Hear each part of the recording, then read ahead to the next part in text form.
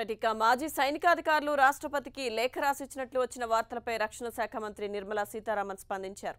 సైనికాధికారుల లేఖ తమకు అందలేదని రాష్ట్రపతి భవన్ అధికారులు అంటున్నారని, అలాగే లేఖలో తెలిపిన ఇద్దరు అధికారులు తాము సంతకాలు చేయలేదనడాన్ని నిర్మలా సీతారామన్ ప్రస్తావించారు. ఉన్నత విలువలు కలిగిన వ్యక్తుల పేర్లతో నకిలీ లేఖలు రాయడాన్ని ఖండిస్తున్నామని నిర్మలా సీతారామన్ అన్నారు. ఈ అంశానికి సంబంధించి మరింత సమాచారం మా ప్రతినిధి గోపికృష్ణ అందిస్తారు. గోపి, సైనికులను రాజకీయ లబ్ధి కోసం ఉపయోగించుకుంటున్నారు, ఓట్ల కోసం వారిని ముఖ్యంగా ప్రచారాల నిమిత్తం వాడుకుంటున్నారు అని చెప్పి రాష్ట్రపతికి మాజీ సైనికాధికారులు రాసిన లేఖ పైన రక్షణ శాఖ మంత్రి నిర్మలా సీతారామన్ స్పందించడం జరిగింది. ఇప్పటి వరకు రాష్ట్రపతి భవన్ అధికారులే అటువంటి ఏ లేఖను కూడా తమకు అందలేదని చెప్పి అంటున్నారు. కానీ సోషల్ మీడియాలో ఈ లేఖ హల్చల్ చేస్తుంది. 156 మంది సైనికాధికారులు, ఇందులో మాజీ ముఖ్యంగా ఎయిర్ చీఫ్ అలాగే జనరల్స్ కూడా ఇందులో ఉన్నారు.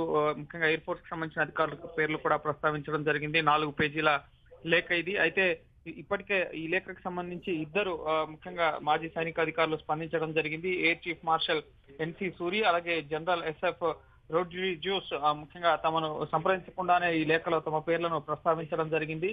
ముఖ్యంగా మాకు ప్రభుత్వం పట్ల పూర్తిస్థాయి నమ్మకం ఉంది, నిబంధనలకు అనుగుణంగా మేము ఈ తరహాలో వ్యవహరిస్తాము అని చెప్పి ముఖ్యంగా ఇద్దరు అధికారులు, మాజీ అధికారులు ఇప్పటికే ముఖ్యంగా ఈ లేఖకు సంబంధించి స్పందించడం జరిగింది. అలాగే రక్షణ శాఖ మంత్రి ఉన్నత విలువలు కలిగిన వ్యక్తులు ఎవరు కూడా ఈ విధంగా నకిలీ లేఖలు రాయరు, ముఖ్యంగా ఈ నకిలీ లేఖలను ఖండిస్తున్నాం అని చెప్పి నిర్మలా సీతారామన్ స్పందించడం జరిగింది. అలాగే ఎవరు ఏ విషయాన్నైనా రాష్ట్రపతికి ఫిర్యాదు చేయవచ్చు అని చెప్పి కూడా చెప్పడం జరిగింది. అయితే ఎవరి పేర్లతో అథెంటిక్ గా ఒక లెటర్ అనేది రాష్ట్రపతి భవన్ కి రాకపోవడంతో ఇప్పటి వరకు రాష్ట్రపతి భవన్ కార్యాలయం మాత్రం తమకు ఏ లేఖ అందినట్లుగా కానీ, అలాగే ఈ లెటర్ ని కన్సిడర్ చేస్తున్నామని ఏదైతే సోషల్ మీడియాలో హల్చల్ అవుతుందో ఆ లెక్కను కన్సిడర్ చేస్తున్నామన్న విషయాన్ని కూడా ముఖ్యంగా ఈ లెటర్ కి సంబంధించిన అంశాలని ధృవీకరించడం జరగలేదు.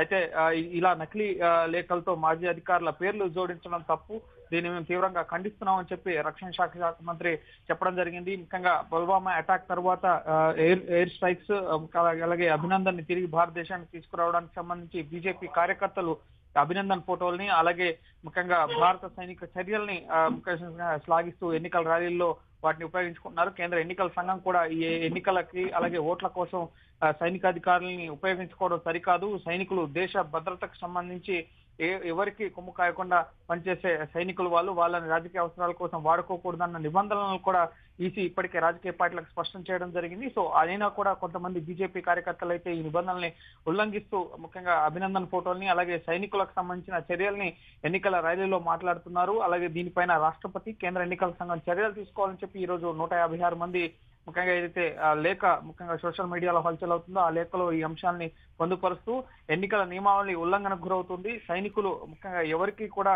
ఒక వర్గం వారికి సంబంధించిన వారు కాదు, దేశ రక్షణ కోసం వారు పనిచేస్తారు. అలాగే కాంగ్రెస్ పార్టీ కూడా దీని పట్ల స్పందించడం జరిగింది. ఈ లేఖకు సంబంధించి ఒక బీజేపీకే సైనికులు కాదు, దేశానికి వారు సైనికులుగా ఉన్నారు.